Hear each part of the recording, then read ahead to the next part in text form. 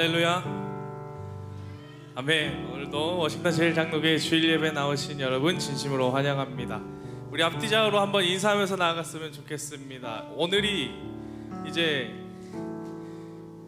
한국인을 3번 쓰러뜨린다는, 더위로 3번 쓰러뜨린다는 중복을 지나서 말복을 향해 달려가고 있는데, 세상에서는 보신할 수 있는 것들로 원기 회복을 한다고 하지만 우리는 성령 안에서 말씀으로 새 힘을 얻을 줄 믿습니다. 우리 함께 옆에 바라보시면서 말씀으로 힘냅시다 인사하면서 서로 격려했으면 좋겠습니다. 함께 인사하실까요? 말씀으로 힘냅시다. 아멘. 아멘. 우리 함께 찬양하면서 나아갈 때 우리 마음을 다해서 하나님께 올려드리면서 나아갔으면 좋겠습니다.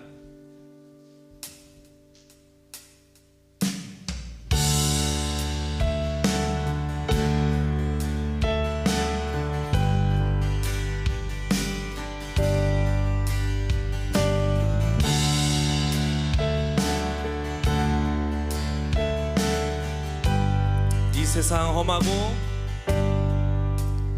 이 세상 험하고 나 비록 약하나 늘 기도 힘쓰며 근권능어. 우리 2절로 고백할까요? 주님의 권능은 한없이 크오니 돌같은 내 마음 곧 녹여줄 주의 은혜로, 주의 은혜로 계속 받아서 비와 같이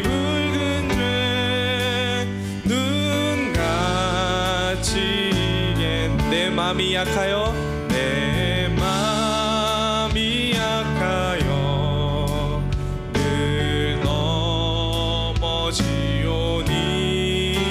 주 예수 힘주사 굳세게 한 주의 은혜로, 주의 은혜로 계속 받아서 비와 같이 붉은 죄 눈같이 주의 은혜로, 주의 은혜로 계속 받아서 비와 같이 붉은 죄 눈같이 이겠네. 우리 다시 한번 고백할 때 우리 목소리로 고백할 텐데요, 최선을 다해서 고백합시다. 죄사함 받은 후 새 사람 되어서 주 앞에 서는 날 늘 찬송하겐. 한 번 더요. 죄사함 받은 후 새 사람 되어서 주 앞에 서는 날 늘 찬송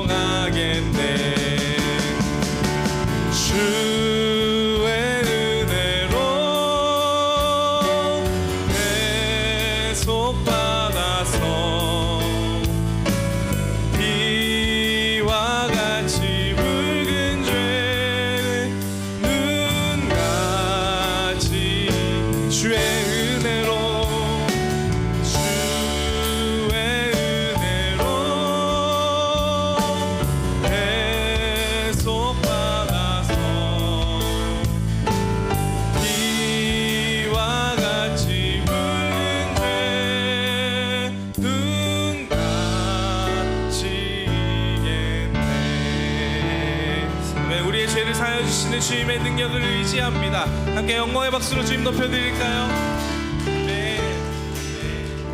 네, 계속해서 찬양하며 나갈 때 가능하신 분들은 자리에 일어나셔서 함께 기쁨으로 찬양했으면 좋겠습니다.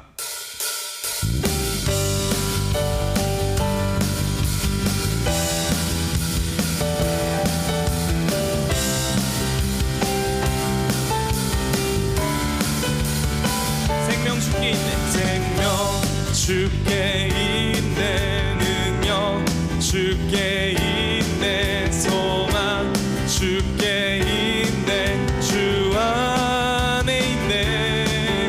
생명 주께 있네, 능력 주께 있네, 소망 주께 있네, 주 안. 한 번 더 찬양하실까요? 생명 주께 있네, 능력 주께 있네, 소망 주께 있네, 주 안에 있네. 생명 다해 주 찬양하리, 힘을 다해 주 찬양하리. 내 생명 다해 내 힘을 다해 모든 소망 주님께. 생명 주께 있네, 생명 주께 있네, 능력 주께 있네, 소망 주께 있네, 주 안에 있네. 생명 주께 있네, 능력 주께 있네, 소망 주께 있네, 주 안에 있네. 생명 주께 있네, 생명 주께 있네, 능력 주께 있네, 소망 주께 있네, 주 안에 있네. 마지막으로 생명 주께 있네, 능력 주께 있네, 소망 주께 있네, 주 안에 주 안에 있네, 주 안에 있네. 주께 나의 반석이신 나의 반석이신 하나님, 행하신 모든 것 완전하시네. 나의 생명 되신 하나님, 내게 행하신 일 찬양합니다. 진실하신 하나님, 실수가 없으신 좋으신 나의 주, 진실하신 하나님, 실수가 없으신 좋으신 나의 주. 우리 다시 한번 처음부터 함께 고백할까요? 나의 반석이신 하나님, 내게 모든 것 완전하시네. 나의 생명 되신 나의 생명 되신 하나님, 내게 행하신 일 찬양합니다. 진실하신 하나님, 실수가 없으신 좋으신 나의 주, 진실하신 하나님, 실수가 없으신 좋으신 나의 주. 우리 다시 한번 고백할까요? 진실하신 하나님, 실수가 없으신 좋으신 나의 주님, 진실하신 하나님, 실수가 없으신 좋으신 나의 주. 우리 여러 여러분의 목소리로 한번 고백해 보시겠습니까? 신실하신 하나님, 실수가 없으신 좋으신 나의 주, 신실하신 하나님, 실수가 없으신 좋으신 나의 주. 아멘. 우리가 의지합니다. 신실하신 하나님, 실수가 없으신 좋으신 나의 주님, 신실하신 하나님, 실수가 없으신 좋으신 나의 주, 좋으신 나의 주, 좋으신 나의 주. 우리 마지막으로 좋으신 나의 주, 좋으신 나의 주. 신실하시며 우리에게 좋은 곳으로 이끌어 주시는 주님을 찬양합니다. 아멘.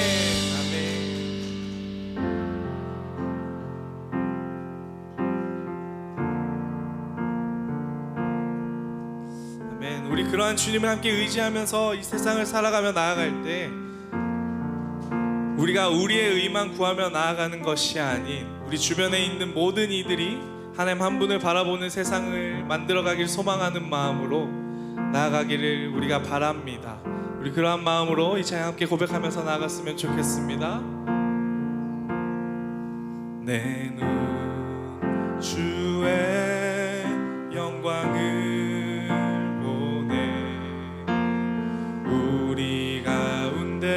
계신 주님,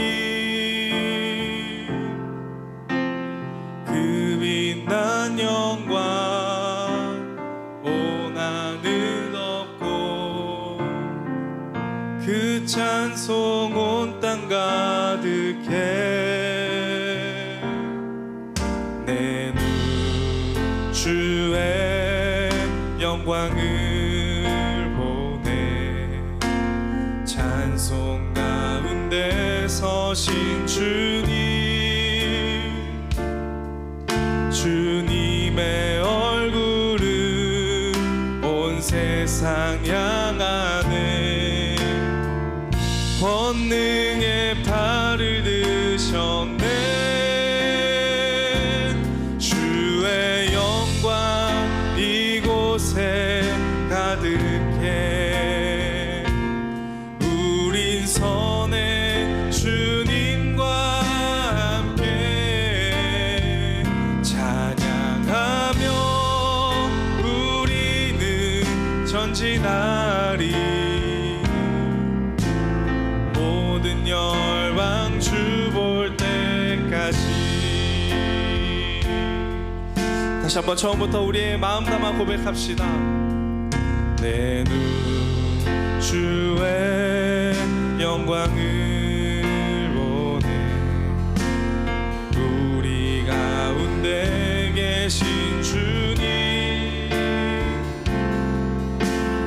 그 빛난 영광 온 하늘 덮고 그 찬송 온 땅 가득해. 내 눈 주의 영광을 보내.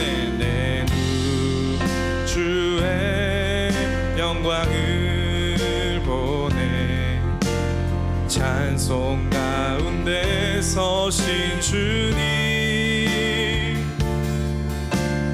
주님의 얼굴은 온 세상 향하네. 권능의 팔을 드셨네. 주의 영광 이곳에 가득해. 우린 선의 주님과 함께 찬양하며 우리는 전진하리. 모든 열방 주 볼 때까지. 주의 영광, 주의 영광 이곳에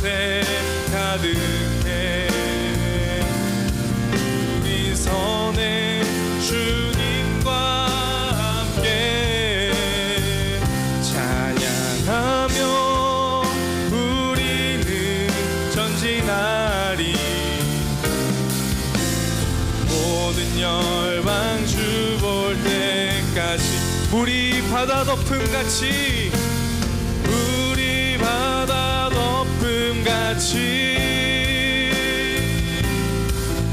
여호와의 영광을 인정하는 것이 온 세상 가득하리라. 물이 바다 덮음같이 물이 바다 덮음같이 물이 바다 덮음같이 다시 한번 고백합시다. 물이 바다 덮음같이 물이 바다 덮음같이 여호와의 영광을 인정하는 것이 온 세상 가득하리라. 물이 바다 덮음같이 물이 바다 덮음같이 물이 바다 덮음같이 물이 바다 덮음같이 물이 바다 덮음같이 물이 바다 덮음같이 물이 바다 덮음같이. 우리 시간 함께 자리에 앉으셔서 예배를 위해 함께 기도하며 나아갔으면 좋겠습니다. 여호와의 영광을 인정하는 것이 너무나 당연하듯이 우리가 이 자리에 하나님께 집중하며 이 예배를 올려드리는 것이 너무나 당연한 줄 믿습니다.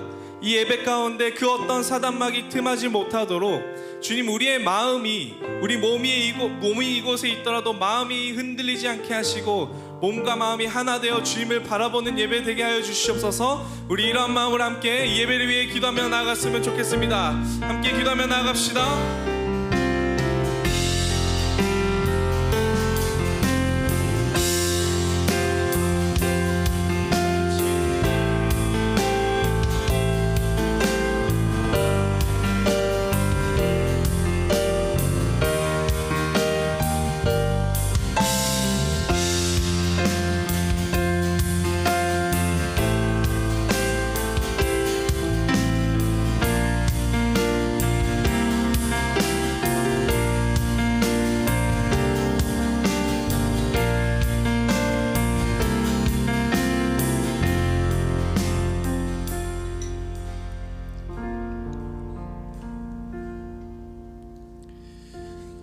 우리 시간 다 같이 묵도하심으로 우리를 통해서 예배를 받으시기 합당하신 하나님 앞에 예배 올려드리도록 하겠습니다.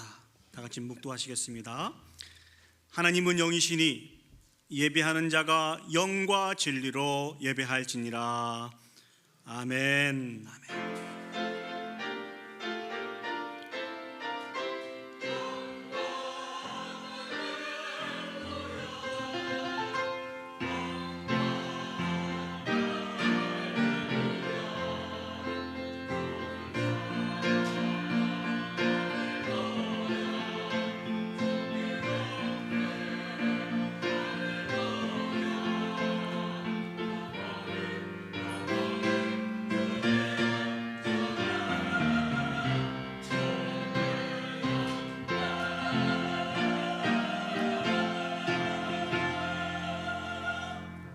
이 시간 사도신경으로 우리의 신앙을 하나님께 고백하겠습니다.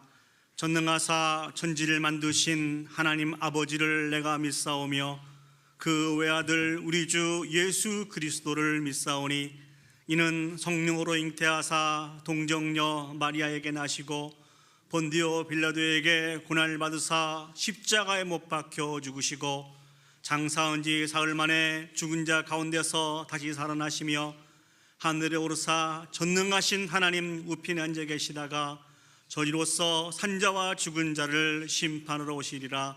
성령을 믿사오며 거룩한 공회와 성도가 서로 교통하는 것과 죄를 사하여 주신 것과 몸이 다시 사는 것과 영원히 사는 것을 믿사옵나이다. 아멘.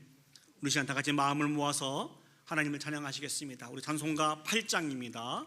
거룩 거룩 거룩 전능하신 주님. 우리 마음을 모아서 하나님 앞에 찬양 올려드리도록 하겠습니다.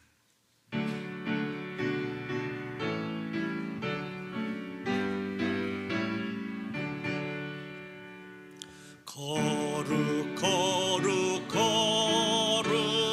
전능하신 주님, 이른 아침 우리 주를 찬송합니다. 거룩 자비하신 주님, 성삼위일체 우리 주로다. 거룩 주의 보좌 앞에 모든 성도 멸류관을 벗어드리네. 천군 천사 모두 주께 굴복하니 영원히 위에 계신 주로다. 거룩 주의 빛난 영광, 모든 죄인 눈 어두워 볼 수 없도다. 거룩하신 이가 주님밖에 없네. 온전히 전능하신 주로다. 거룩 전능하신 주님, 천지 만물 모두 주를 찬송합니다.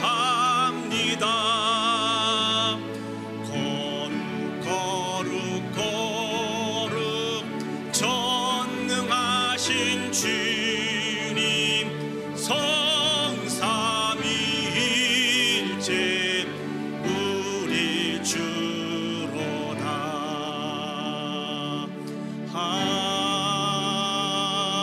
아멘. 우리 마음을 모아서 우리가 드리는 이 예배를 위해서 합심해서 기도 올려드리도록 하겠습니다. 우리를 통하여 찬양과 경배와 영광을 받으시기에 합당하신 하나님은 전지전능하신 하나님이시고 거룩하신 하나님이십니다. 오늘도 그 하나님께서 우리 모두를 은혜의 보좌 앞에 불러 모아주셔서 하나님을 예배할 수 있도록 은혜 베풀어 주셨습니다. 우리를 통하여 예배를 받으시기에 합당하신 그 하나님께 우리가 집중하여서 영과 진리로 하나님만 예배할 수 있도록 기도 올려드렸으면 좋겠습니다. 오늘 또 우리를 사랑하여 주셔서 각양의 은혜를 베풀어 주실 터인데, 그 하나님의 은혜를 통하여서 갈급한 우리의 심령이 해갈을 넣고 우리의 모든 문제가 다시 한번 치료함을 받아서 온전케 세워지는 놀라운 역사가 있을 수 있도록 우리 다 같이 한 목소리로 기도 올려드리도록 하겠습니다. 기도하시겠습니다. 사랑과 은혜가 충만하신 아버지 하나님, 은혜와 사랑을 진심으로 감사드립니다. 우리를 사랑하여 주셔서 오늘 또 은혜의 보좌 앞에 불러 모아주시고 한 마음과 한 뜻으로 하나님을 찬양하며 예배할 수 있도록 은혜 베풀어 주셨음을 진심으로 감사드립니다. 전능하신 아버지 하나님, 그 하나님은 거룩하신 주님이신 줄 믿습니다.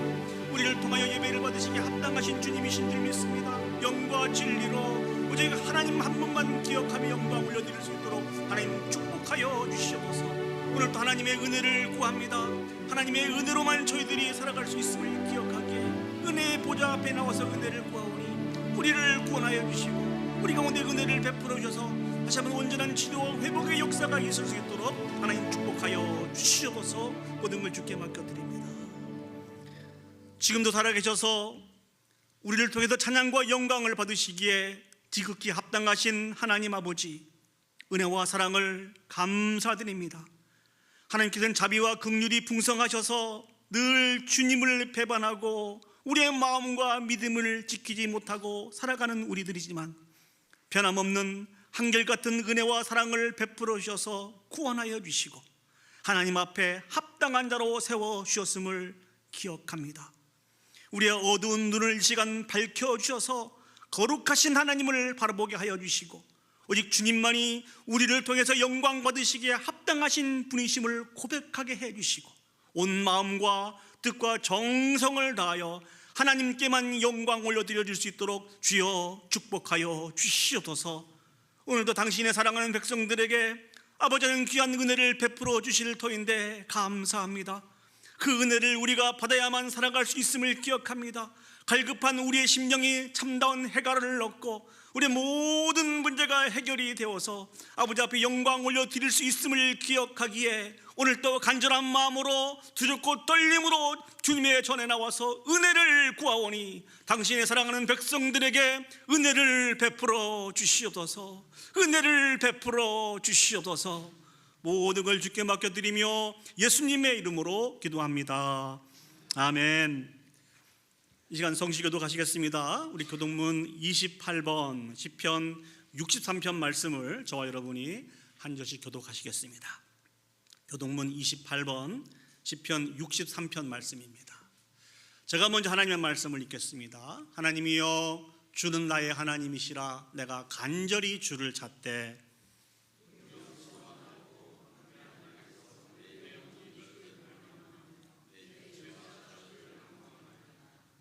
내가 주의 권능과 영광을 보기 위하여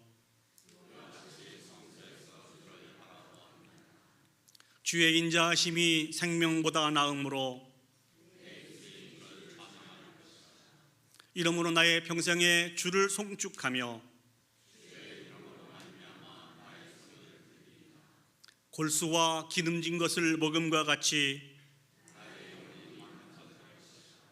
나의 입이 기쁜 입술로 주를 찬송하되 내가 나의 침상에서 주를 기억하며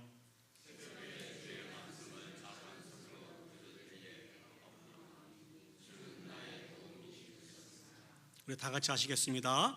내가 주의 날개 그늘에서 즐겁게 부르리이다. 아멘. 오늘 이 예배를 위해서 우리 이창희 장로님 나오셔서 대표로 기도해 주시겠습니다.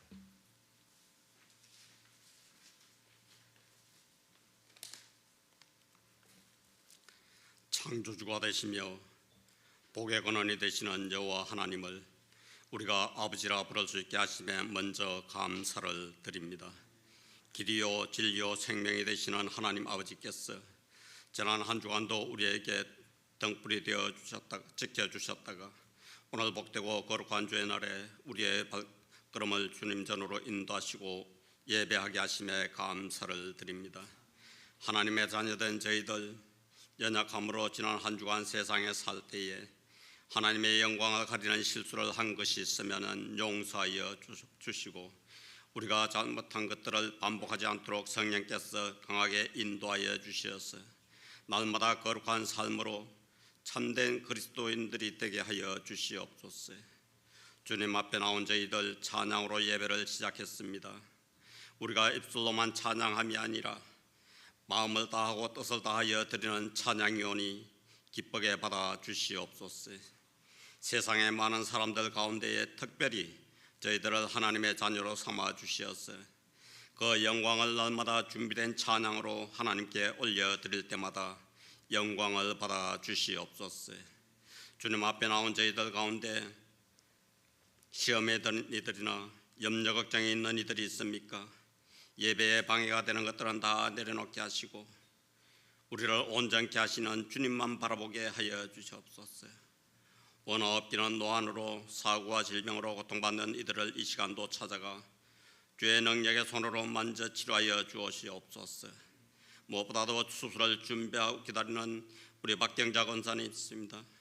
의사의 손길을 통해서든지 하나님의 능력을 인하여서든지 완전하게 치료하여 건강을 회복하게 하여 주시옵소서. 그 마음에 평안을 주시옵소서. 오늘도 대학 청년부가 함께 예배합니다. 우리 청년들이 일찍이 그리스도를 알고 그의 뜻에 순종할 수 있는 믿음을 주심에 감사를 드립니다. 우리 청년들이 학업으로 직장생활로 분주한 삶을 살지만은 행여나 세상 재미와 유혹의 길로 가지 않도록 우리 청년들에게 믿음의 전신갑주를 입혀 주시옵소서. 강한 주님의 군사가 되도록 인도하여 주시옵소서. 그래서 주 안에서 평안과 기쁨을 발견하게 하시고 주님이 기뻐하시는 하나님의 나라를 든든히 세워가는 우리 청년들이 되게 하여 주시옵소서. 유초동부, 중고동부 성장하고 부흥하기를 원합니다.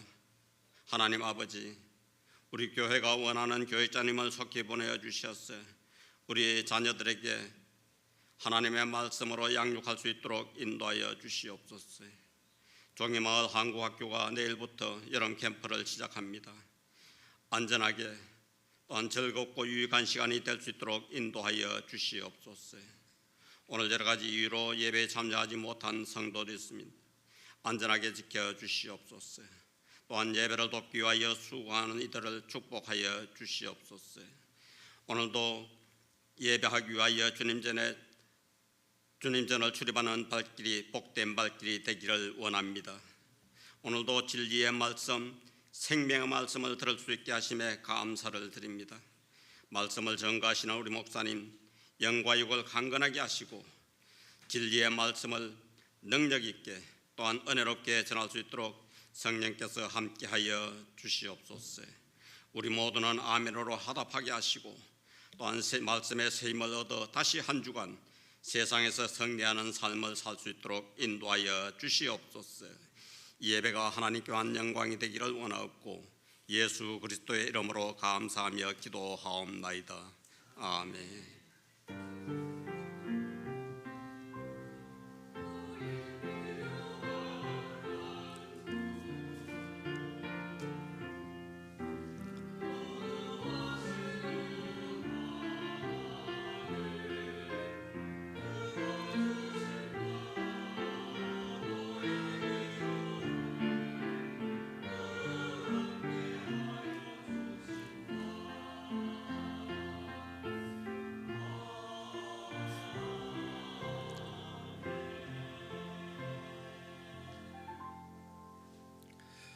우리 시간 헌금 찬양 하시면서 봉헌하도록 하겠습니다. 내게 있는 향유옥합 주께 가져와.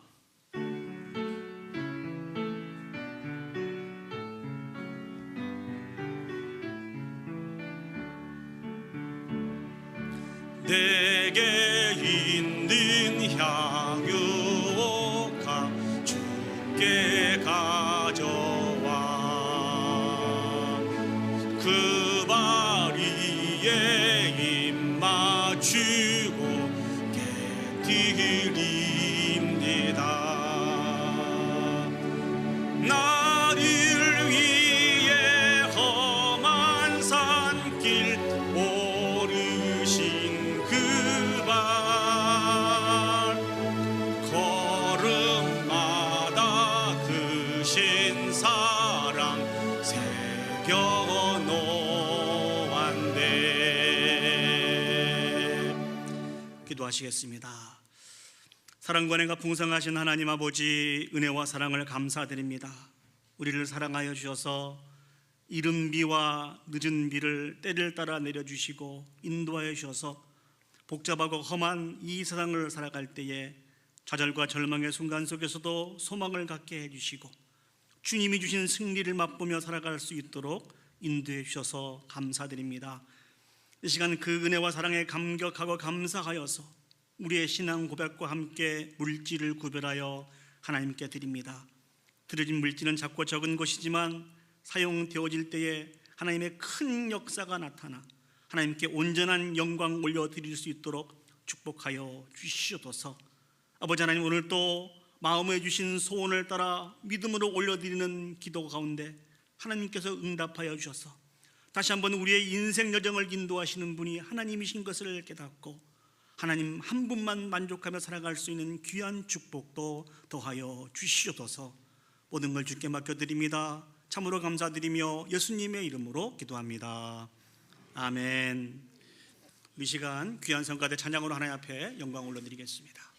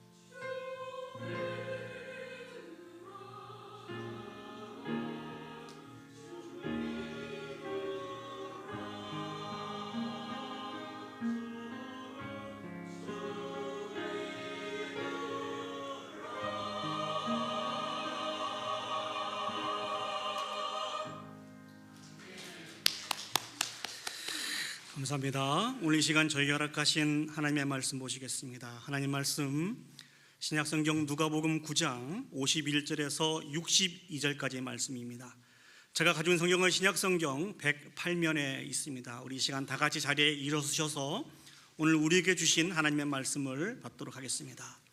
제가 말씀을 봉독해 드리도록 하겠습니다. 누가복음 9장 51절에서 62절까지입니다. 예수께서 승천하실 기약이 차감해 예루살렘을 향하여 올라가기로 굳게 결심하시고 사자들을 앞서 보내심에 그들이 가서 예수를 위하여 준비하려고 사마리아인의 한 마을에 들어갔더니 예수께서 예루살렘을 향하여 가시기 때문에 그들이 받아들이지 아니하는지라. 제자 야고보와 요한이 이를 보고 이르되 주여 우리가 불을 명하여 하늘로부터 내려 저들을 멸하라 하기를 원하시나이까. 예수께서 돌아보시며 꾸짖으시고 함께 다른 마을로 가시니라. 길 가실 때 어떤 사람이 여짜오되 어디로 가시든지 나는 따르리이다. 예수께서 이르시되 여우도 굴이 있고 공중의 새도 집이 있으되 인자는 머리 둘 곳이 없도다 하시고 또 다른 사람에게 나를 따르라 하시니 그가 이르되 나로 먼저 가서 내 아버지를 장사하게 허락하옵소서. 이르시되 죽은 자들로 자기의 죽은 자를 장사하게 하고 너는 가서 하나님의 나라를 전파하라 하시고 또 다른 사람이 이르되 주여 내가 주를 따르겠나이다마는 나로 먼저 내 가족을 작별하게 허락하소서. 예수께서 이르시되 손에 쟁기를 잡고 뒤를 돌아보는 자는 하나님 나라에 합당하지 아니하니라 하시니라. 아멘. 자리에 앉으시겠습니다. 오늘 누가복음 9장 51절에서 62절 말씀을 통하여서 하나님 나라에 합당한 제자라고 하는 말씀의 제목으로 여러분과 같이 은혜를 나누기를 원합니다. 한번 여러분들에게 말씀드린 예화입니다만 후안 까르로스 오르티지 목사님께서 자신의 제자 사역에 대해서 하신 말씀을 같이 여러분과 나누면서 말씀을 증거하기를 원합니다. 이분은 부에노스 아이레스라고 하는 그런 지역에 처음 교회 부임을 해서 이제 가게 되었어요. 그때 교인의 숫자가 약 한 184명 정도 되었다고 합니다. 처음 이제 사역지에 부임해 가서 함께 하고 있는 많은 교역자들과 정말 정신없이 일을 하였습니다.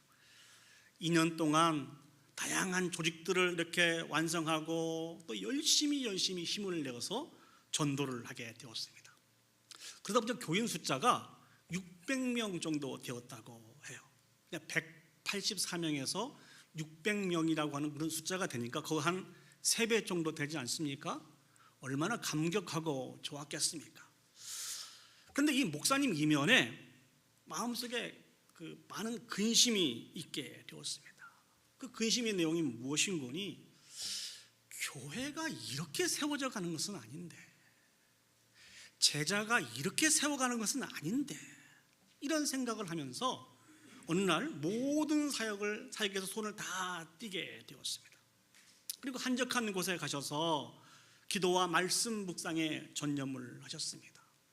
그때 성령 하나님께서 이 목사님을 계속해서 깨트리기를 시작하셨습니다. 그때 하나님께서 이 목사님에게 주신 말씀이 무엇인 거니? 너는 코카콜라 회사가 코카콜라를 판매하는 것과 똑같은 방법으로 복음을 증거하고 있다는 것입니다.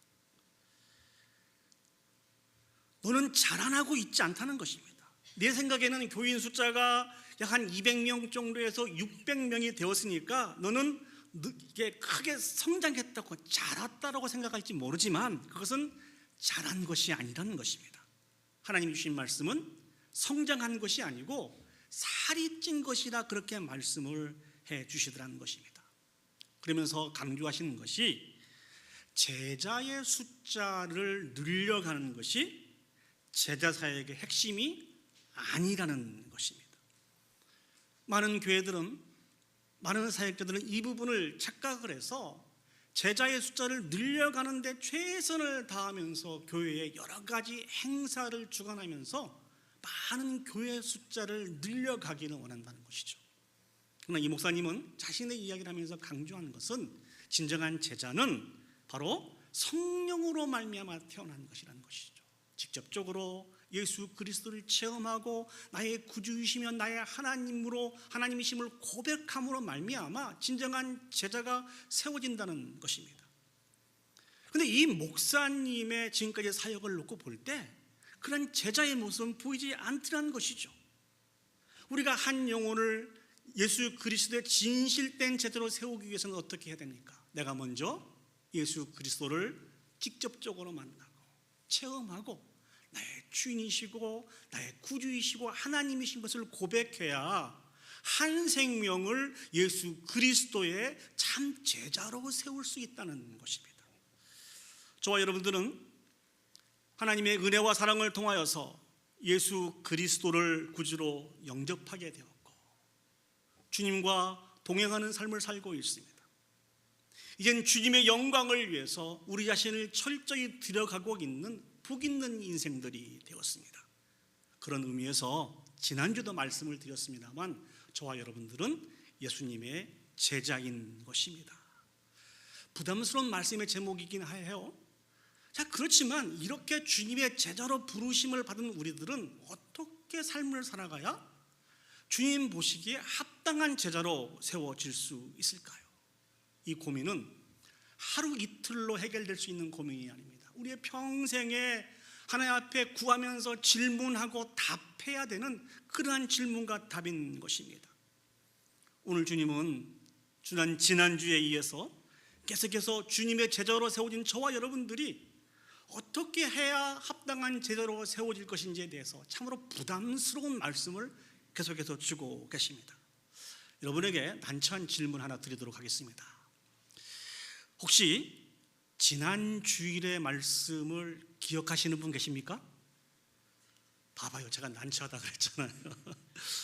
매우 어려운 질문이죠. 지난 주에 같이 나눴던 말씀은 바로 주님의 제자는 어떻게 살아가는 것에 대해서 두 가지를 말씀을 나눴습니다. 그 첫 번째는 무엇인고니 주님의 제자인 우리는 겸손한 마음으로 철저하게 낮아져서 섬겨야 하는 이 땅의 가장 작은 자로 살아야 된다고 말씀을 드렸습니다. 또 주님의 제자인 우리는 우리의 나라와 우리의 성을 쌓기 위해서 수고하는 사람들이 아니고 하나님의 나라와 하나님의 성을 쌓기 위해서 오히려 우리 자신을 철저히 들여 허비하며 살아가는 사람이 주님의 제자라고 하는 말씀을 드렸습니다.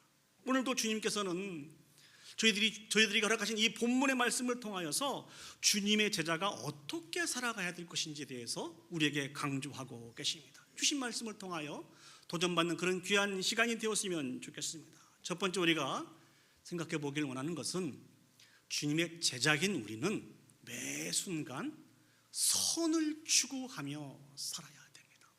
다시 한번요.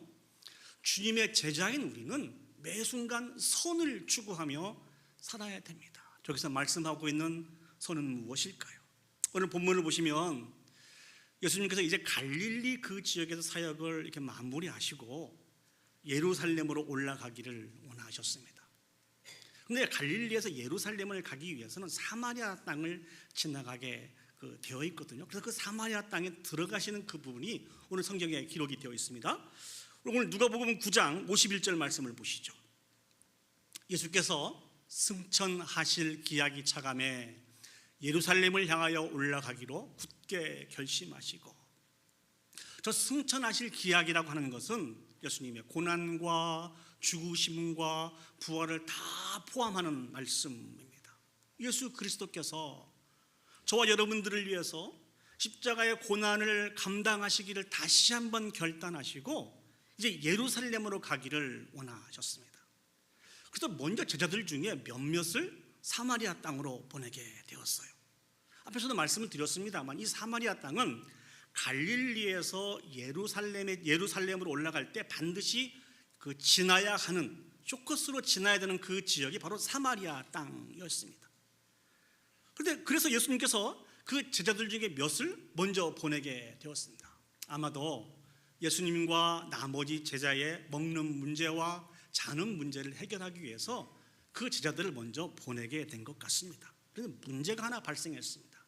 그게 무엇인고니 사마리아 사람들이 예수님의 일행을 받아들이길 원치 않아요. 배척하게 되었다는 것이죠. 그 이유가 무엇일까요? 사마리아 사람들은요, 원래 유대인들을 상종하지 않습니다. 아니, 원래 유대인들도 사마리아 사람들을 상종하지 않아요. 그 역사적인 배경을 보면 우리가 잘 아는 것처럼 북이스라엘이 아수르에게 멸망을 당하거든요. 그때 아수르가 피는 정책이 무슨 정책인 거니? 포로 정책을 핍니다. 이 아수르가 북이스라엘을 침략해서 멸망시키고 일부는 남겨놓고 일부를 포로로 잡아가게 됩니다. 근데 이 아수르라고 하는 이 나라가 북이스라엘 말고 다른 나라도 침략하게 되죠. 그래서 똑같이 일부를 남겨놓고 일부를 이렇게 포로로 잡아가는데 그 일부 사람들을 사마리아로 이게 포로로 잡아가서 그곳에서 같이 살게 했습니다. 아마 이런 생각을 했던 것 같아요. 같은 민족을 이게 그 한 곳에 모아놓으면 이들이 힘을 키워서 아수르를 대적하기 때문에 다른 민족을 합해서 같이 살도록 했던 것 같습니다. 이런 정책으로 인해서 이 사마리아 지역은요, 민족적으로 종교적으로 혼합된 민족이 되고 맙니다. 이 사건 이후로부터 이스라엘 다른 지파들은 이 사마리아 사람들을 선민의 순수성을 잃어버린 것으로 그렇게 여깁니다. 그리고 다시 이스라엘의 공동체에 들어오지 못하게 하게 됩니다. 유대인들은요, 이 사마리아 사람들을 그들이 이스라엘 백성임에도 불구하고 이방인 취급했어요. 유대인들은 오늘 예수님과 같이 갈릴리에서 예루살렘으로 가기 위해서는 그 숏컷인 이 사마리아를 지나가야 되는데 절대로 사마리아에 지나가지 않았습니다. 이렇게 돌아서 가게 되었다는 것이죠. 이 사실들을 사마리아 사람들은 알고 있었을까요? 모르고 있었을까요? 당연히 알고 있었습니다. 자신을 싫어하고 자신들을 이방인 취급하고 있는 유대인들을 사마리아 사람들도 좋아할 수가 없겠죠.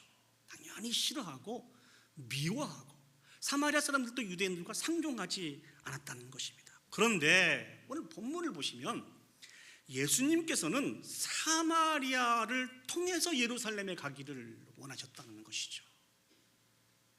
그런데 사마리아 사람들이 예수님을 또 예수님의 제자들을 배척하게 되었습니다. 그때 제자들이 어떤 반응을 보입니까? 우리 누가복음 9장 54절 말씀을 보시죠. 제자 야고보와 요한이 이를 보고 이르되 주여 우리가 불을 명하여 하늘로부터 내려 저들을 멸하라 하기를 원하시나이까? 사마리아인들이 배척한 그 모습을 보고 예수님의 제자 중에 야고보와 요한이 매우 화가 났습니다. 그래서 예수님에게 요청을 해요. 주님, 우리가 불을 명하여 하늘로부터 내려 저들을 멸하라 하기를 원하십니까? 저들을 기도해서 허락해 주시면 멸하겠습니다. 무서운 요구 아닙니까? 근데 우리가 하나 생각해 볼 것이 있어요. 왜 갑자기 불을 떠올렸을까요? 여러분, 이 본문 이상하다고 생각하지 않으셨어요? 왜 갑자기 불을 명하여서 사마리아 사람들을 멸할까 이런 요청을 하게 된 것일까요? 다 이유가 있습니다. 이 말씀은 구약성경 열왕기하 1장 9절에서 14절 말씀을 그들이 기억한 것입니다. 여기 무슨 내용이 나오는 거니? 북이스라엘의 왕인 아하시아가 하나님의 선지자인 엘리야를 잡기를 원해서 50부장을 보내게 되었습니다. 이 북이스라엘 왕과 이 50부장은 엘리야를 하나님의 선지자로 인정하지 않았어요. 이들은 자신들을 대적하는 자, 자신을 해롭게 여기는 자로 그렇게 엘리야를 취급해서 엘리야를 잡기 위해서 군사들을 보내게 되었습니다. 이때 엘리야가 하나님 앞에 기도하게 됩니다. 기도했을 때 어떠한 일이 나타나게 되는 거니? 하늘에서 불이 내려와서 그 50부장과 그 모든 군사들을 다 불러 살려서 이게 죽이게 됩니다. 오늘 제자들이 이와 같은 장면들을 기억하고 예수님에게 요청을 한 거예요. 저 예수님을 메시아로 인정하지 않는 저 사람들, 예수님을 배척하고 예수님의 제자인 우리를 배척한 저 사람들을 저주하면서 하늘에 불을 명하여 하늘로부터 내려 저들을 다 죽여버리겠습니다. 다 쓸어버리겠습니다. 허락만 해 주십시오. 지금 이러한 요구를 하고 있는 것입니다. 제자들이 이렇게 요구한 이유는 무엇일까요? 여전히 예수님에 대해서 잘못 알고 있었습니다. 예수님이 메시아로 오신 분이신데 여전히 자신들의 나라인 이스라엘을 새롭게 건설할 정치적인 메시아로 예수님을 그렇게 알고 있었다는 거예요. 여러분, 역사를 쭉 보시면 세상의 강력한 왕은 자신의 나라와 왕국을 어떻게 지켜냅니까? 그 대적들을 철저하게 멸망시키잖아요. 그리고 정말 강하고 능력 있는 나라를 세웁니다. 이 제자들이 지금 그런 차원으로 이 사마리아인들을 바라보고 있는 것입니다.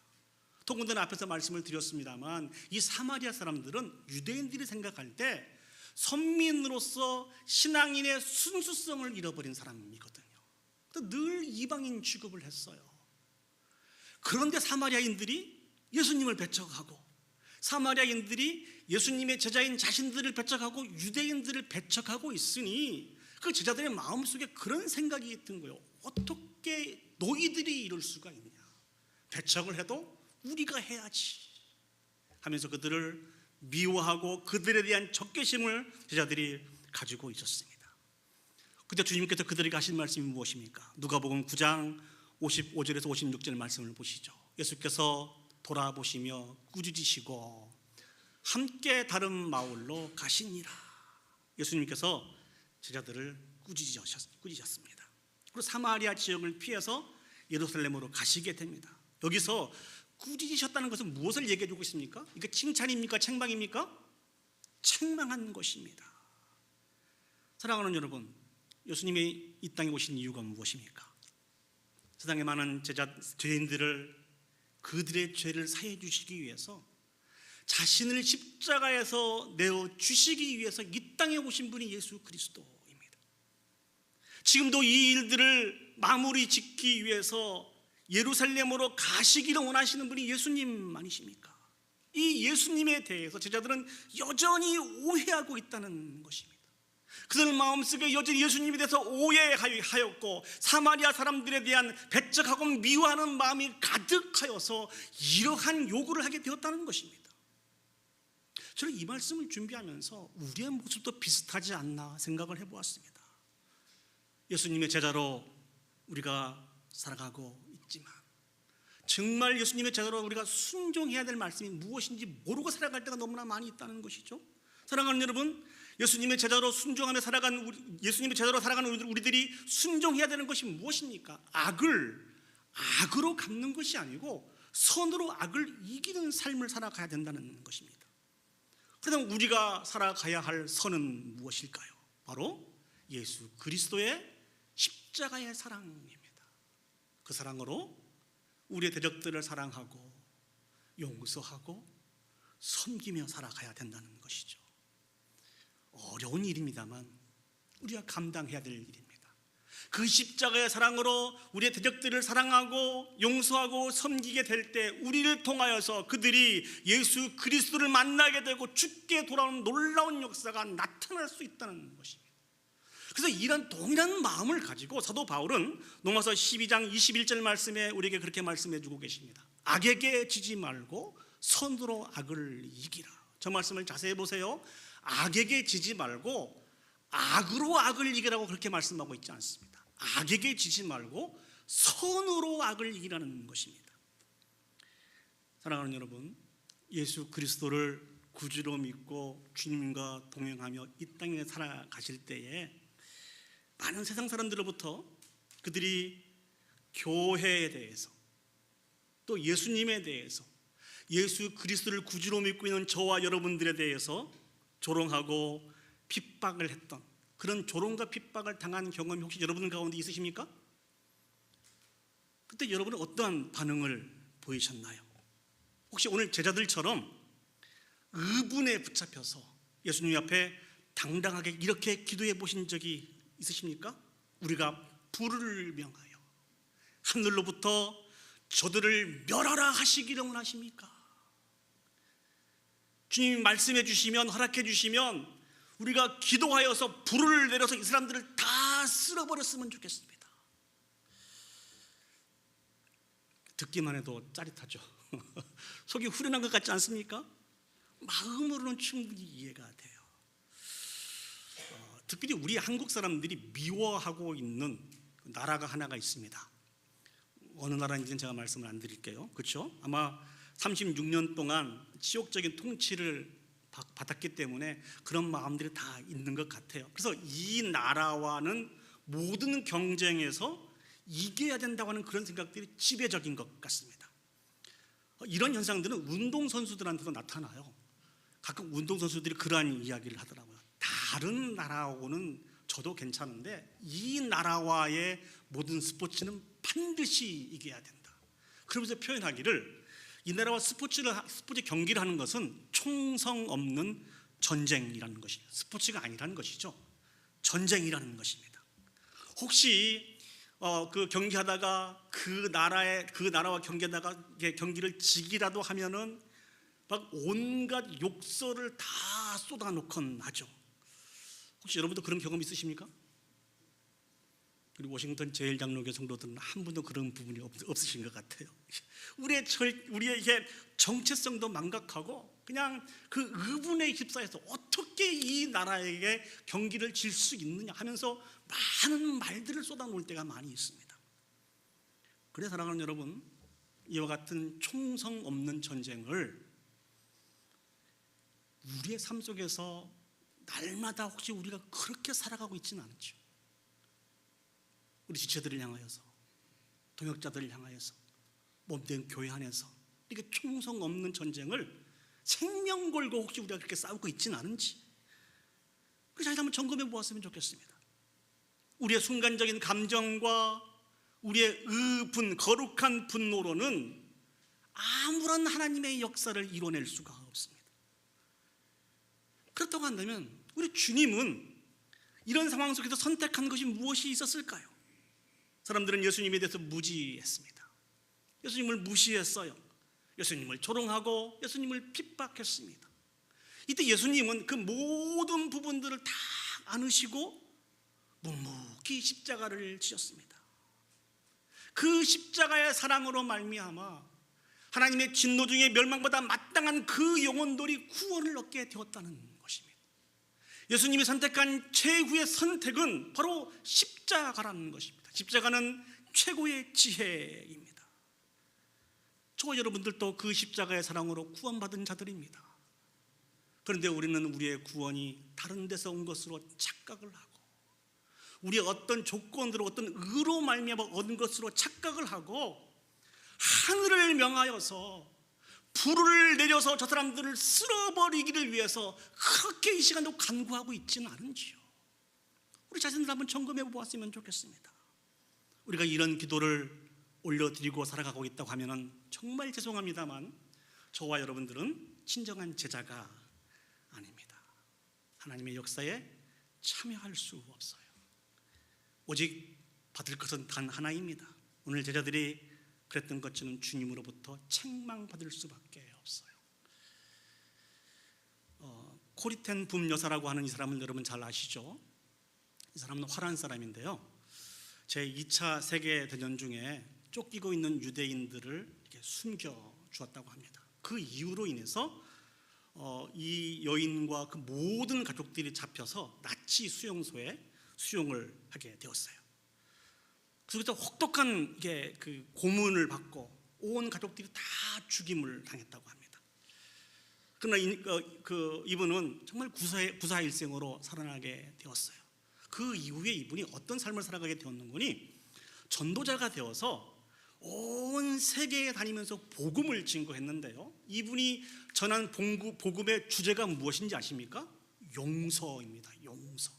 용서의 복음을 세계 곳곳에 다니면서 증거했습니다.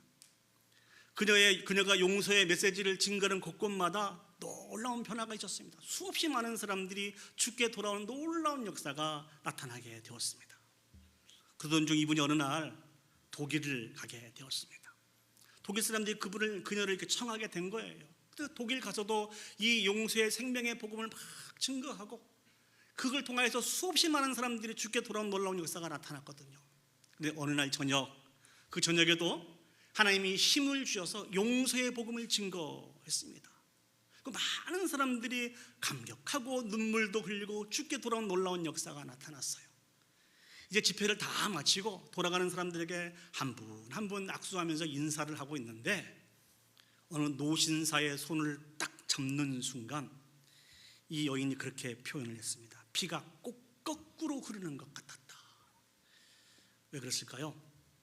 지금 자기가 악수하고 있는 그 노신사는 자기의 모든 가족을 고문해서 죽였던 그 전범이었다고 합니다. 처녀인 자신의 몸을 다 벗겨놓고 구타하고 조롱하고 핍박했던 그 사람이었다는 것이죠. 그 사람의 손을 잡으면서 이 그녀의 마음속에 이렇게 하나님께 부르짖었대요. 하나님, 온 세상 사람들을 다 용서해도 이 사람은 용서할 수 없습니다. 용서할 수 없을 것 같습니다가 아닙니다. 이 사람은 절대로 내가 용서할 수 없습니다. 그렇게 속으로 부르짖었대요. 그때 주님께서 그런 말씀을 하시더랍니다. 나는 그 사람까지도 구원하기 위해서 십자가를 졌다. 나는 그 사람까지도 구원하기 위해서 십자가를 졌다는 것입니다. 예수님의 사랑과 용서의 은총을 덧입은 이 여인은 그 사람을 진실로 마음속 깊이 용서했다고 합니다. 나중에 이런 고백을 했어요. 자신의 생애에서 가장 즐거웠던 순간이 언제였는고니 그 용서할 수 없는 그 사람을 주님의 사랑과 용서에 힘입어서 용서했을 때라고 그렇게 고백을 했습니다. 우리도 묵묵히 십자가를 질 때 우리를 통하여 그곳에서 한 생명이 소생케 되는 놀라운 역사가 나타나게 됩니다.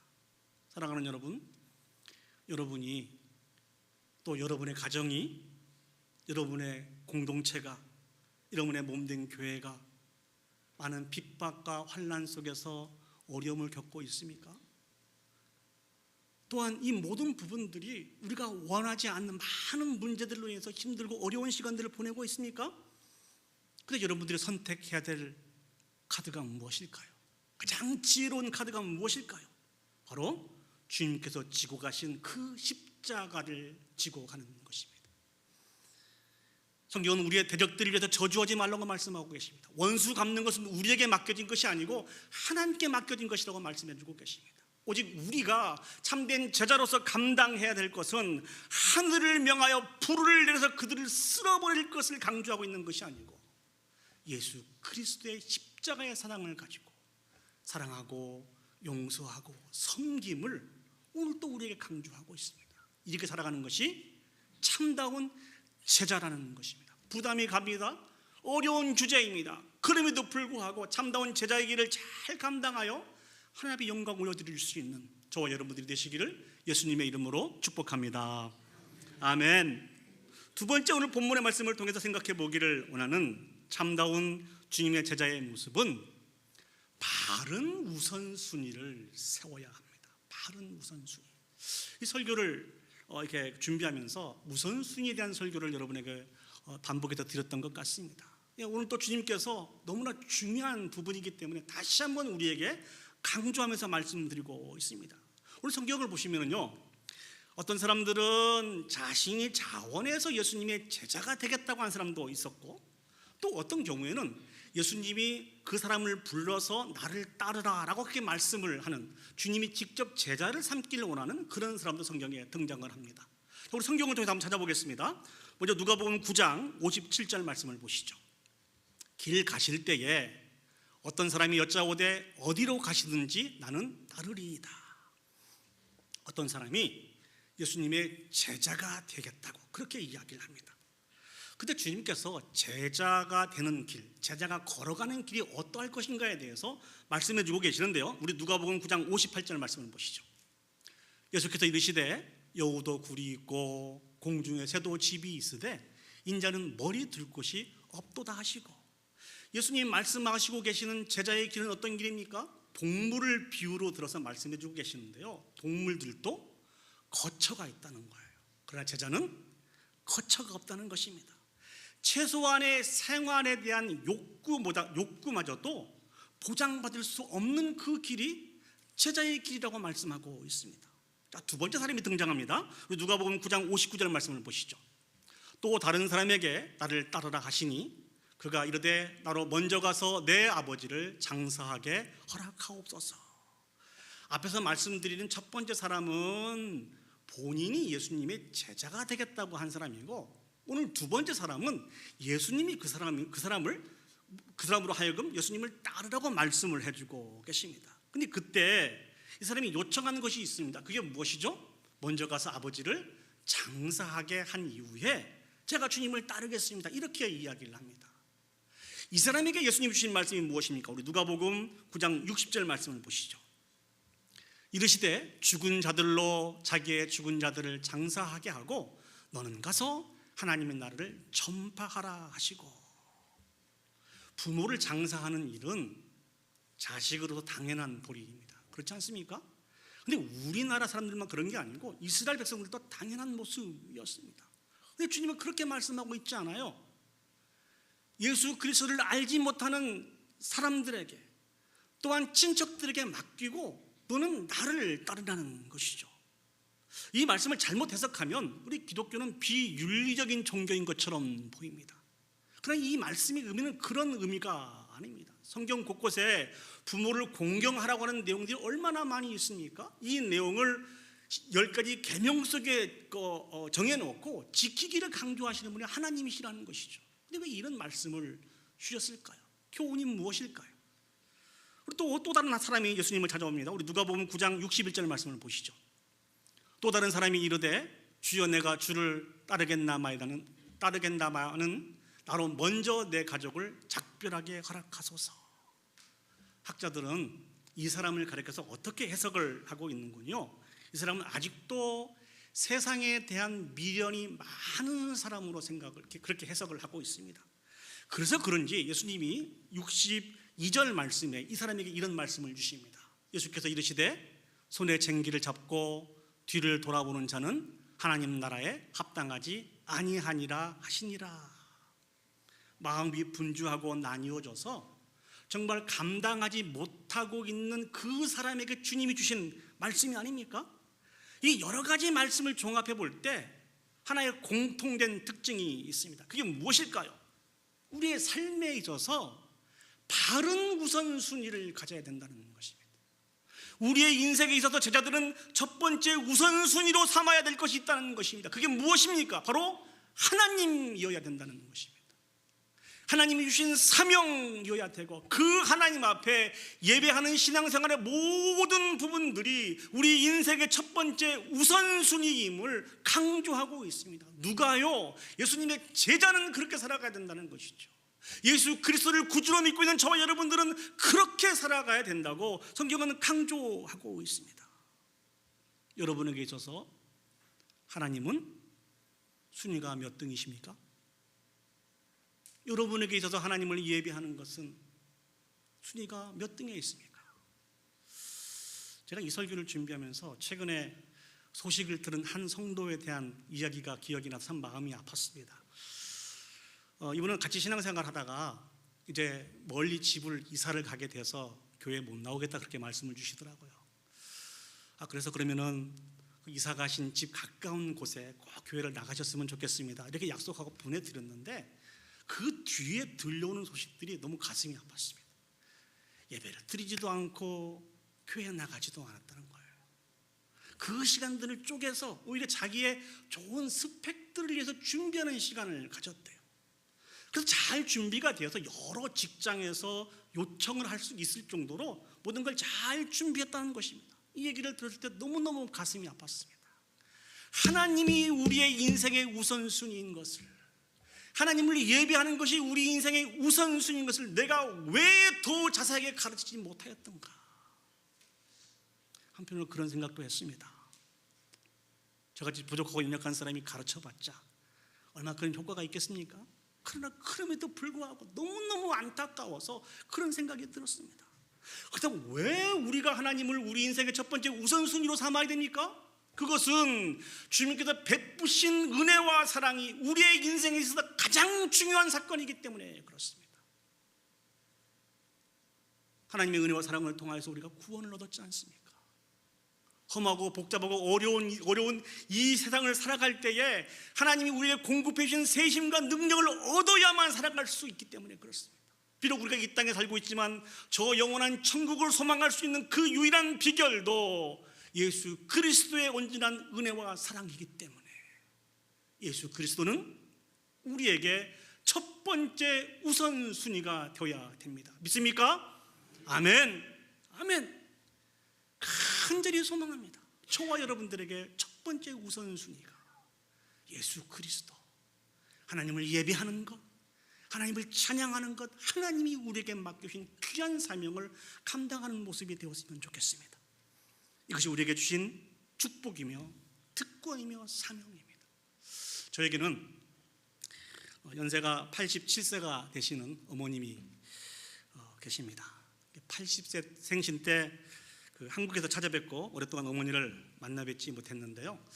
아마 이민자로 특히 이민교회를 섬기고 있는 많은 목회자들과 많은 이민자들의 동일한 아픔이 아닌가 이렇게 생각을 해봅니다. 그래서 할 수 있으면 어머니에게 자주 전화를 이렇게 드리려고 노력을 하고 있습니다. 요즘 참 좋은 세상인 것 같아요. 멀리 떨어져 있어도 이 카카오톡을 통해서 이 화상으로 어머니의 얼굴을 보고 대화를 나누고 하니 참 좋은 세상인 것 같습니다. 그날도 이제 어머니와 많은 대화를 하고 있는데 어머니께서 그렇게 말씀을 하시더라고요. 이제 그만 전화를 하지 않았으면 좋겠다. 너무 자주 전화를 하는 것 같다. 세상에 어떻게 자식에게 그런 말씀을 하세요? 이유가 있었습니다. 나에게 전화할 시간에 책이라도 한 권 더 보고, 나에게 전화할 시간에 섬기고 있는 성도들에게 신방 전화라도 한 번 더 하고, 나에게 전화할 시간에 주일날 말씀을 잘 준비해서 좋은 말씀을 증거할 수 있는 그렇게 시간을 보냈으면 좋겠다. 나는 괜찮다. 나는 괜찮다. 이게 어머니의 본심이었을까요? 본심이 아니었겠죠. 멀리 떨어져 있는 자식을 왜 보고 싶은 마음이 없었을까요? 근데 왜 이런 말씀을 하셨던 것일까요? 저는 그렇게 해석을 했습니다. 보고 싶은 아들이지만 하나님의 나라를 위해서 부르심을 받은 아들이 그 아들의 인생에 있어서 첫 번째 우선순위가 무엇인가를 깨닫게 하시기 위해서 주신 말씀이 아닌가 그런 생각을 해보았습니다. 사랑하는 여러분, 다시 한번 여러분에게 말씀을 드립니다. 하나님이 여러분의 인생의 첫 번째 우선순위가 되었으면 좋겠습니다. 하나님을 예배하는 일이 여러분에게 첫 번째 우선순위가 되었으면 좋겠어요. 다른 것과 바꾸지 말자고요. 빼앗기지 말자고요. 하나님이 우리에 대한 기대를 가져주시고 맡겨주신 그 사명이 첫 번째 우선순위가 되었으면 좋겠습니다. 왜 그럴까요? 우리는 이 땅에 예수 그리스도의 이름으로 세워진 주님의 제자이기 때문에 그렇습니다. 제자이기 때문에 그렇습니다. 말씀을 정리하겠습니다. 주님의 제자는 매 순간 선을 심는 자들입니다. 예수 그리스도의 십자가의 사랑을 가지고 사랑하고 섬기며 용서하며 살아가는 사람들입니다. 주님의 제자는 하나님을 그 인생의 첫 번째 우선순위를 두고 하나님의 영광을 위해서 살아가는 사람들입니다. 이와 같은 사람들이 하나님 마음에 합한 제자라고 성경은 오늘 우리에게 말씀해 주고 계십니다. 부담되는 말씀입니다만 꼭 우리에게 필요한 말씀이기 때문에 주님께서 강조해서 우리에게 말씀 주신 것 같습니다. 다시 한번 이 제자의 삶들을 잘 감당하여 하나님 앞에 영광 올려드릴 수 있는 저와 여러분들이 되시기를 예수님의 이름으로 축복합니다. 아멘. 우리 시간 다 같이 자리에 일어서셔서 주신 말씀을 기억하면서 우리 결단의 찬양을 올려드렸으면 좋겠습니다. 하나님 눈길 머무신 곳, 그곳에 내 눈 머물고 하나님 손길 닿으신 곳, 그곳에 내 손 닿으리. 하나님 마음 두신 그곳, 그곳에 내 마음 두고 하나님 계획하신 그곳, 그곳에 내 삶 드리리. 이렇게 살아가는 사람이 진정한 제자의 삶이고 저와 여러분들이 반드시 감당해야 할 길입니다. 이 찬양을 부르시면서 같이 결단하면서 하나님 앞에 영광 올려드렸으면 좋겠습니다. 하나님 눈길 머무신 곳,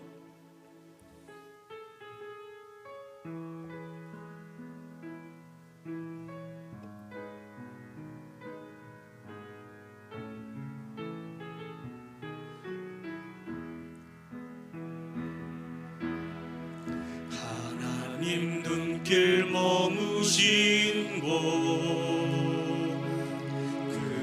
그곳에 내 눈 머물고 하나님 손길 닿으신 곳 그곳에 내 손 닿으리 하나님 마음 두신 그곳에 내 맘도 두고 하나님 계획하신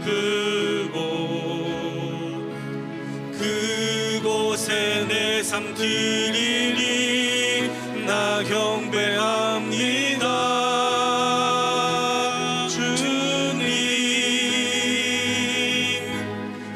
주님만 함께 하소서 나 예배합니다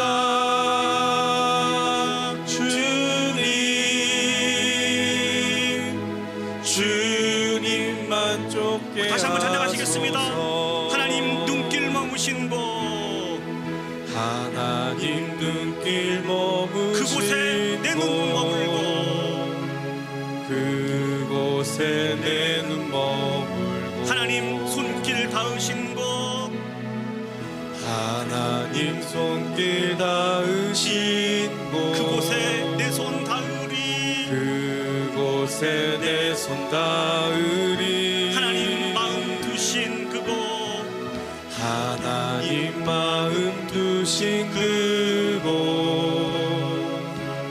그곳에 내 맘도 두고 하나님 계획하신 그곳에 내 삶 드리리 나 경배합니다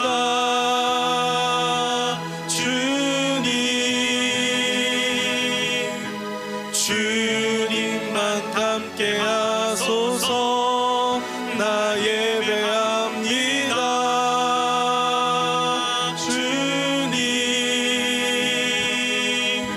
주님만 쫓게 하소서 나 경배합니다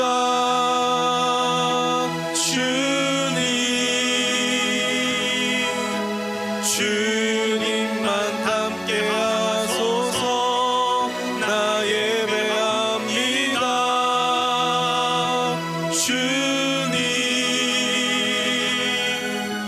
주님만 쫓게 하소서. 우리 다 같이 합심해서 하나님 앞에 기도 올려드리도록 하겠습니다.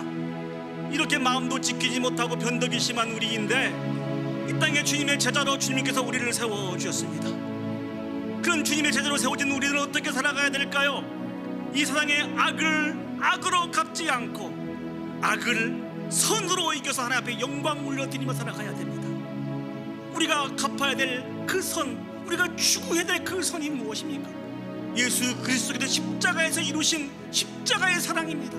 그 사랑으로 사랑하고 용서하고 섬기며 살아가는 것입니다. 이렇게 살아가는 것이 참다운 제자의 모습이라고 얘기해주고 있습니다. 혹시 우리가 우리 스스로의 의분에 사로잡혀서 하늘을 명하여 불을 내려서 저들을 다 쓸어버리게 하소서 이런 기도를 올려드리고 있지는 않은지 이 모습을 회개했으면 좋겠습니다. 그리고 참다운 제자의 길을 걸어갈 수 있는 저와 여러분들이 되도록 기도합시다. 또 참다운 제자는 우리 삶에 있어서 첫 번째 우선순위가 하나님이어야 된다고 예수님께서 오늘 강조하고 계십니다. 여러분에게 하나님은 순위가 몇 등이십니까? 하나님을 예배하는 일들, 주신 사명을 감당하는 일들이 여러분의 인생에 있어서 몇 등입니까? 다시 한번 주님은 강조하고 계십니다. 하나님을 예배하는 그 일들이, 주신 사명을 감당하는 그 일들이 우리의 인생에 있어서 첫 번째 우선순위가 되어야 된다고 말씀해 주고 계십니다. 어려운 이야기입니다. 감당하기 힘든 이야기입니다. 그러나 예수님의 제자인 우리는 감당해야 된다, 해야 됩니다. 우리 크게 기도합시다. 하나님, 이 귀한 사명을 잘 감당하여 하나님의 영광을 얻을 수 있도록 축복하여 주시옵소서. 우리 다 같이 한 목소리로 합심해서 기도 올려드리도록 하겠습니다. 기도하시겠습니다. 사랑하니가 충만하신 아버지 하나님, 은혜와 사랑을 감사합니다. 기도하고 부족한 우리의 인생들을 사랑하여 주셔서 예수 그리스도의 제자로 우리를 세워주셨음을 진심으로 감사드립니다. 아버지 하나님, 그럼에도 불구하고 우리는 우리 스스로의 아버지 하나님 우리의 의를 통해서 제자가 된 것으로 착각하고 예수님에 대해서도 오해하면서 아버지 오늘 제자들처럼 하늘을 명하여 불을 내려서 우리의 대적들을 쓸어버리게 하소서라고 이렇게 아버지 하나님 마음에 합당하지 못한 기도를 올려드리고 살아가고 있지는 않은지요. 전능하신 아버지 하나님 은혜를 베풀어 주시옵소서. 다시 한번 매 순간순간 예수 그리스도의 십자가의 사랑을 추구하고 그 사랑으로 사랑하고 용서하며 섬기며 살아가는 바른 제자의 길들을 감당할 수 있도록 주 축복하여 주시옵소서. 특별히 아버지는 기도합니다. 우리의 인생에 있어서 예수 그리스도가 첫 번째 우선순위가 되기를 원합니다. 하나님을 예배하는 일들이, 주신 사명을 감당하는 일들이, 그 말씀에 순종하는 일들이 우리 인생에 있어서 첫 번째 우선순위가 되게 해 주시옵소서. 주님께서 베푸신 은혜와 사랑이 이렇게 크고 위대하고 놀라운데 여전히 아버지 하나님 우리의 붙잡힌 바에 살아서는 안 되는 것을 저희들이 기억합니다. 주님께 책망받지 않고 심판만 받는 우리 모두가 될 수 있도록 주여 축복하여 주시옵소서. 아버지 하나님, 지난주에 이어서 계속해서 주님의 제자에 대해서 우리에게 말씀해 주시니 저희들에게 많은 부담이 있습니다. 우리의 삶 속에서 온전히 실천해 드리지 못해서 많이 부담이 갑니다. 죄송한 마음도 있습니다. 그러나 우리의 힘과 능력은 감당할 수 없습니다. 다시 한번 말씀 주시니 성령 하나님께서 우리를 붙들어 주셔서 정말 하나님 나라에 합당한 제자의 삶들을 살아갈 수 있도록 주여 축복하여 주시옵소서. 우리가 억울하고 폭폭하고 안타까워도 악을 악으로 갚지 않게 해주시고 선으로 악을 이기며 살아가는 참다운 제자의 모습으로 살아가게 하여 주시옵소서. 하나님이 우리의 인생의 첫 번째 우선순위가 되기를 원합니다. 아버지 하나님, 하나님께서 베푸신 그 은혜와 사랑이, 맡겨주신 사명이, 하나님의 예배하는 일들이 우리에게 첫 번째 우선순위가 되기를 원합니다. 이를 위해서 우리가 창조가 되었고 이를 위해서 우리가 구원 얻은 자 된 것을 기억하고 이제 아버지 하나님, 하나님을 첫 번째 우선순위를 두며 살아갈 수 있는 참다운 제자들이 되게 하여 주시옵소서. 주님으로부터 책망하는보다는 주님으로부터 칭찬받는 참다운 제자가 되어서 아버지 앞에 영광 올려드려 줄 수 있도록 하나님 축복하여 주시옵소서.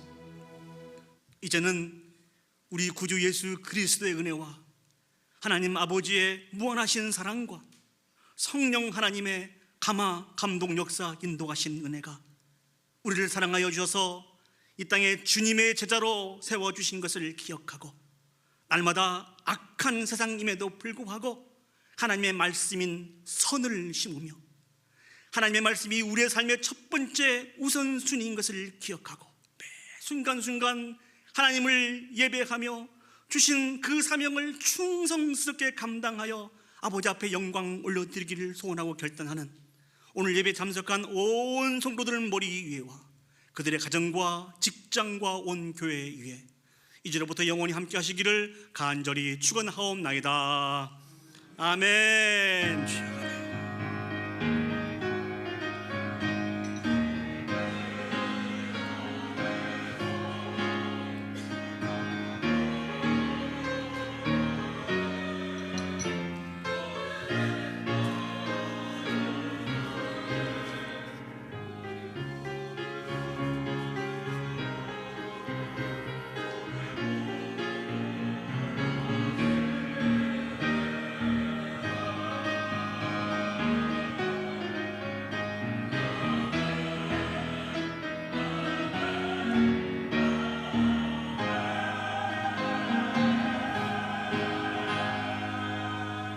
하나님 앞에 영광의 박수 올려드리도록 하겠습니다. 감사합니다.